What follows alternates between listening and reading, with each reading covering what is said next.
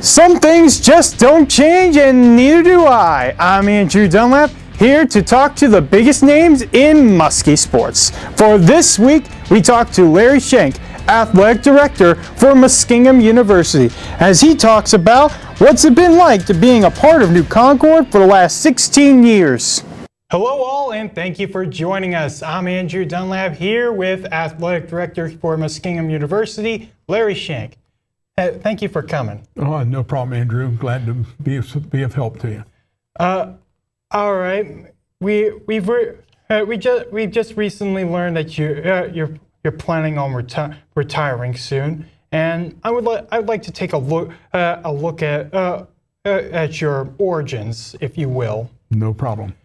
First off, why did you decide to become an athletic director? Well, I truly believe that I've decided to become an athletic director because of my diverse background. I was a high school head football coach at 23 years old. I was a graduate assistant and a full-time coach at Western Michigan University in football. I was on the staff at Capital University as offensive coordinator for 8 years. Then I became head coach of a Division II program, West Liberty University in West Virginia. And after that, I went to Heidelberg as assistant football coach, offensive coordinator, and then became head coach. And at the end of that time frame, I was associate AD and department chair at Heidelberg, along with coaching wrestling and head football.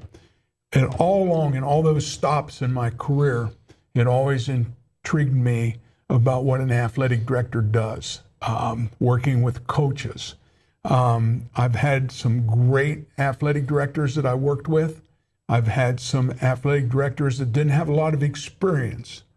I felt that my 2 years at Western Michigan, 8 years at Capital, 8 years at West Liberty, 12 years at Heidelberg, allowed me to have the experience to deal with coaches, to help young coaches, to plan recruiting strategies, everything that goes on in athletics behind the scenes other than the game prep.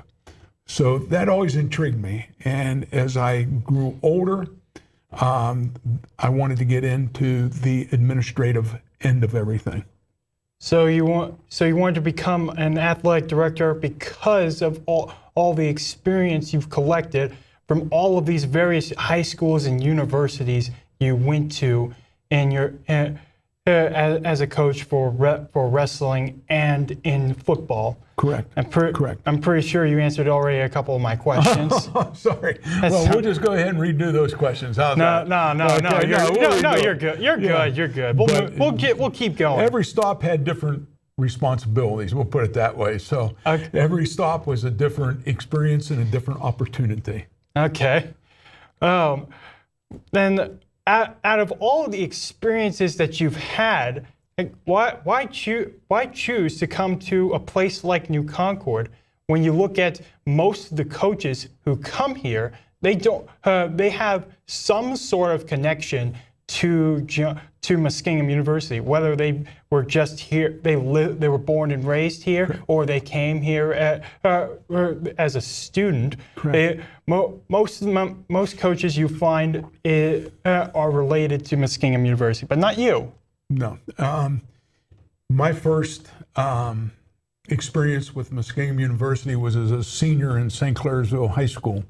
I visited Muskingum there and a few other schools, and I ended up making a decision to go to Shepherd University in the Eastern Panhandle, West Virginia, to play football and baseball. And then, of course, graduated from Shepherd. But my first, other than that experience of recruiting and visiting the campus and going through St. Clairsville First United Presbyterian Church, where a lot of the members of the church were Muskingum graduates, and they talked about Muskingum University and so forth. Other than those two factors, my first real experience came in 1975 when I started coaching at Capital University under Gene Slaughter. Coach Al Christopher was the head football coach. They won the league championship that year. They had a great history, tradition. Coach Haycock was a member of that team. And then through the years, Coach Haycock took over. I think it was 1981, but during that time, I was at Capital University, and we competed in the OAC, and I was always impressed with Muskingum, the caring attitude that everybody seemed to have, the pride that everybody seemed to have. Then my first hire at West Liberty State College as a defensive coordinator was a young man that graduated from Muskingum University. I gave him his first college job, and that was John Haycock, Coach Haycock's younger brother, who ended up being at Youngstown State as head coach, and now he's out at Iowa State as defensive coordinator.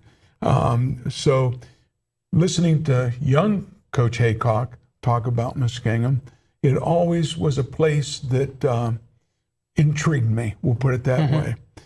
Then as I was at Heidelberg and I was wanting to make a move and this job became open, I couldn't think of a better place to go because it was closer to home. It was a place I could settle down. My parents were of ill health. I was able to spend time with my mother and father, and my son was already playing football here as a tight end for Coach Haycock. And I was the head football coach at Heidelberg. So the only time I saw my son play was on film. My wife went to all the Muskingum games, but the only time I got to see him play was on film or when Muskingum played against Heidelberg. And that bothered me quite a bit, to be very honest with you. That would bother most people. Yeah, I'd rather share with my son's experience. But again, I couldn't think of a better place to come because of the village of New Concord, the history of Muskingum University, Muskingum College at that time, and it was just the right step at the right time in my career. All right, and now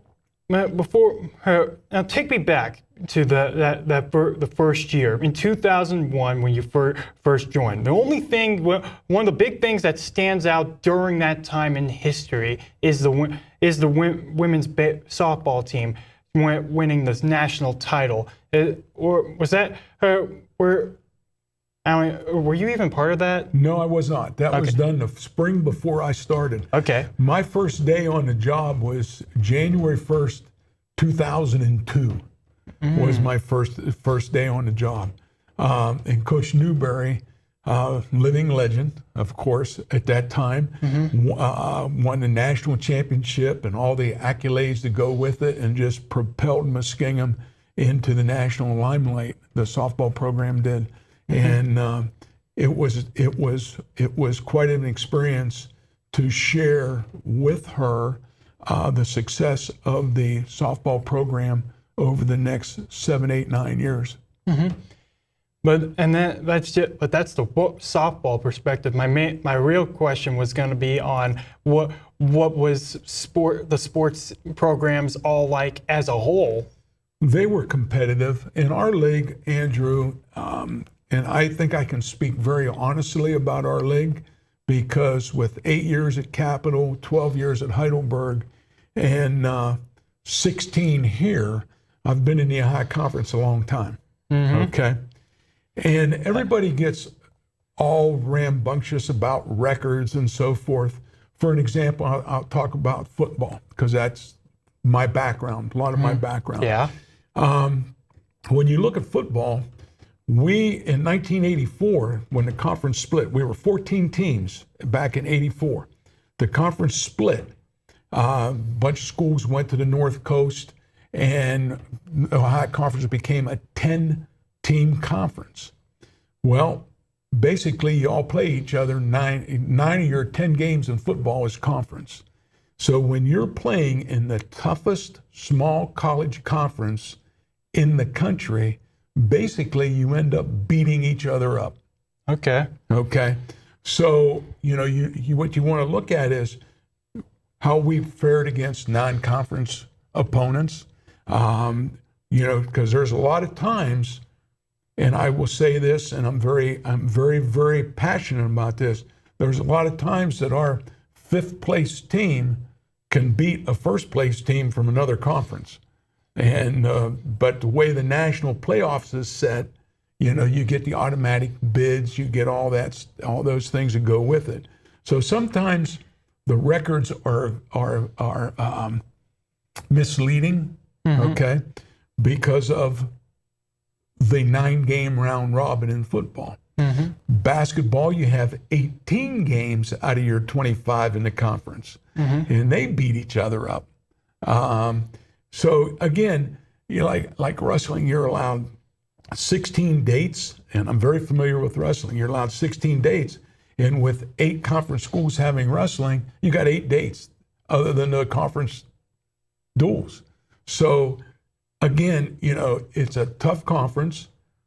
When I look at, for example, football, okay, you play 9 games, round robin. Of course. There's 45 wins and 45 losses.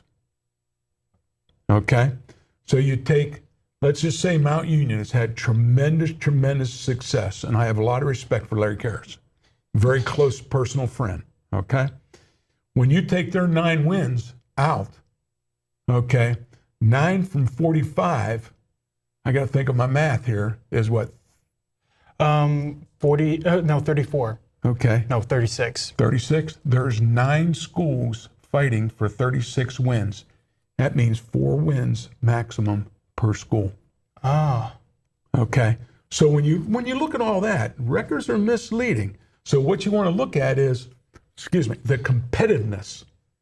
And in all my years of experience coaching against Muskingum and being a member of the Muskingum Athletic Department, the one thing about Muskingum is, whatever team it is, our kids are competitive. They may not win every game, but they are competitive. They will play right to the end of the whistle. They'll play the whole game. They are competitive. Okay? Okay. And that's a big thing for me, is being competitive. I feel like most people out there would respect an answer like that.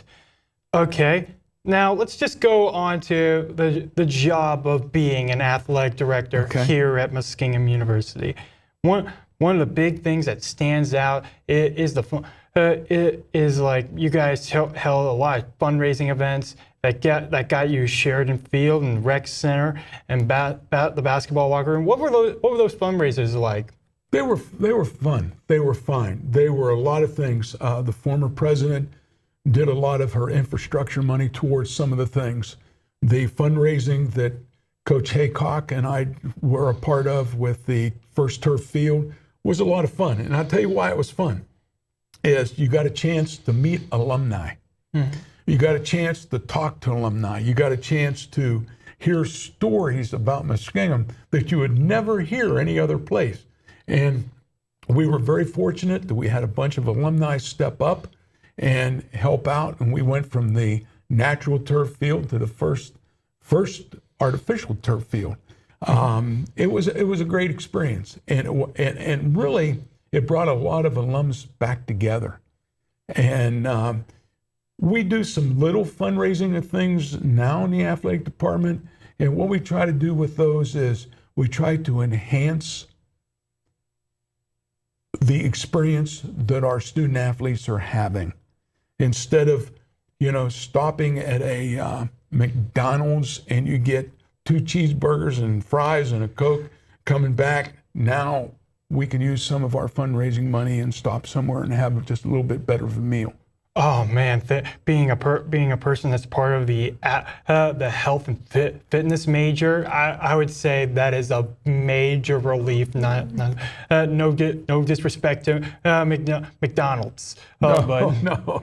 it's still. But there's not too many places you can go in Ohio that you don't run into a McDonald's about every 20 miles. That I could definitely agree with you. Yeah. Okay. But it's a lot of fun because dealing with, like right now we're doing, we do a thing the last 5-6 years called the Muskingum Booster. And we have over 250 members in it, and they're all alums. And we send them 5 newsletters. They are proud. They come to games. It just brings it back, and it just alumni. You got to have alumni support, and the thing that we're getting from those people is they'll recommend kids to our coaches. Okay. So it's helping from the recruiting standpoint also. You also mentioned that we were one of the first schools to have an artificial turf field. We were one of the first in the league. Okay. Ball and Wallace had it. John Carroll had it. Capital had it. And then in my first year as head football coach at Heidelberg, there was a big fundraising event there, and that was 1998. They went to it. Okay. Marietta and Muskingum and Otterbein in Wilmington did not go to turf until probably in the late 2000s. We went to turf, I think, in 2005. Okay. And I think the other ones went after us. And Mount Union went probably around 2002, 2003. Okay. So right now in the Ohio Conference, everybody has turf. Artificial turf. As someone who's traveled with the team before and commentated on several games, I can vouch for that statement. Everyone has turf. Yes. And one of the big things that athletic directors like yourself are known for is when you're the guy to go through when scheduling your competition. Yes. And now, one thing I wanted to touch on was how do you determine which team to face in your program, in each program? The conference schedule, each program has a conference schedule. The conference schedule is done by the conference commissioner's office. So, for example, we know our football schedules up until 2022 right now. Okay. We know our basketball schedules up to 2020. We know our baseball, softball. We know our soccer schedules. The only ones that we don't know is where there are any dual competitions against each other in the conference. For example, golf and track and field and cross country. Everything else has conference schedules, okay? So then once the conference schedules are established, okay, for an example, like football, there's 9. So you always want to try to play 5 at home, 5 away. You don't want to play 4 at home and 6 away, okay? Yeah. So you always try to, you look out and see who's out there, who has open dates when you have an open date, and you try to match it up. Waynesburg's been a perfect fit for us because they are open that first weekend that you're allowed to play. They've been a perfect fit. We've played Defiance and we've played Waynesburg in non-conference games in football. Basically, once the conference schedules are established, I give them to the coaches. The coaches put them all down. And then the coaches work on their own schedules of non-conference games. They come in with me and we sit down and we review it so that we have as many home as away, and we're not taking away from our home crowd or our alumni to be at a game. So basically the coaches have as much input as who they're playing in the non-conference role as anybody. Okay, and I've always wanted to know how do you why do you always choose the President Athletic Conference? Do you want is it and do you try choosing and also did you try choosing for better competition to make your teams better or weaker competition to make your teams get more confident? Okay, when you look at the ability of people to play in the non-conference games. The President's Conference is they're built just like we are. Okay, a lot of, the inner workings, the round robin schedules, the play everybody in the league, that kind of thing. So there's a lot of open dates that match in sports. Okay. Then you look at the Heartland Conference, okay? They're a lot like us in many, many ways. Then you look at the North Coast Conference, the other Division III conference in the tri-state area. You look at the North Coast. They're pretty booked. And when they play, they're playing schools similar. So when a Denison or a Kenyon go non-conference, they're going to play someone very similar to them. Like Kenyon, this past weekend played University of South in Swanee, Tennessee. Ohio Wesleyan played Otterbein because of location, okay? Because it doesn't cost very much to drive from Delaware to Westerville, okay? So you always look at those things too. So when you're looking at your non-conference schedule, you're looking at all three area schools because of locality, because of cost factors, because of missing classes, and all those things. And you try to come up with the best possible schedule that allows us to compete nationally, regionally, okay, outside of our conference, but also not breaking the bank because, you got a lot of games and you got to cover it. Yeah, Division I is more easily able to travel to across different states. There's no question, Andrew. There's no question. There's no question. And they do it more for visibility and television money. Okay. There's no television money in Division III. Yeah, okay.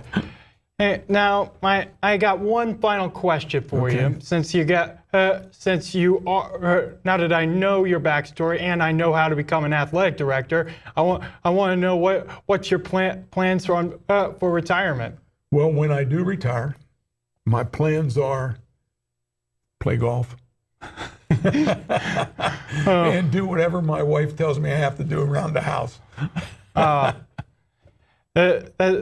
It'll be when I do retire, Andrew, it's going to be, I've been very active in athletics for 48 years, very active.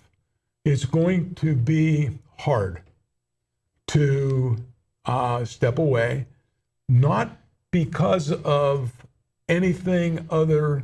I really love working with the kids. Now, when I say kids, don't take me wrong. At my age, everybody's a kid, okay? But I enjoy so much the student athlete. I enjoy working with the student athlete. I enjoy communicating with the student athlete. I enjoy advising the student athlete. I enjoy everything that goes along with it. Okay. That's why this old guy here enjoys Facebook. Because if you look at my Facebook and my contacts in Facebook, it's all former players from football and former wrestlers and former coaches. And I love getting on Facebook and seeing them talk about their families, their careers.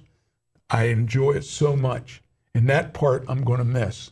When I stepped out of football after 33, 32 years, 34 years of coaching, I didn't miss a lot, except I missed practice.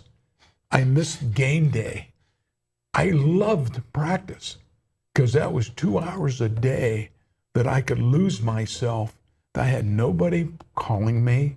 I had nobody, asking me a ton of questions. I could go lose myself with those kids and coach football, the sport I love.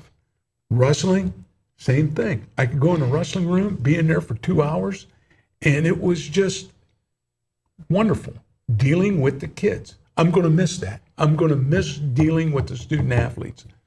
Yeah, speaking as a guy who's been born and raised into sports and all throughout his childhood, middle school and high school years, and then suddenly just stopped just like that. Yeah. I understand the struggles of not of wanting to just go out there and just play, even though you're not as good as everyone out there on the field on college level. Yeah, it's times have changed, Andrew. Of course, after 48 years of this, you're involved in a lot of things. And there was one point in time that young people wanted to be a part of a team. They wanted to be a part of a team, and they wanted to play their role with that team. And over the last 48 years, now it's become more important to them, not as much as being a member of the team, but how much are they playing and how much are they doing, and that it's not, we've lost some of that team building and support of each other through the years. And that's what I've always tried in my career to make sure that we bring back, because I always look at our kids on this campus and I look at them and I say, be a leader, be a leader. Okay. Be a leader. Mm-hmm. And I think that just says, it just sums it up. Be a leader. All right, that's all the time we have. Thank you for joining me. And thank you all for watching. You can subscribe to our YouTube channel, Orbit Media TV. We also have our website, orbitmediaonline.com. You can also check us out on our Facebook and Twitter. We're back with another episode every 2 weeks. I'm Andrew Dunlap. Thank you for joining us.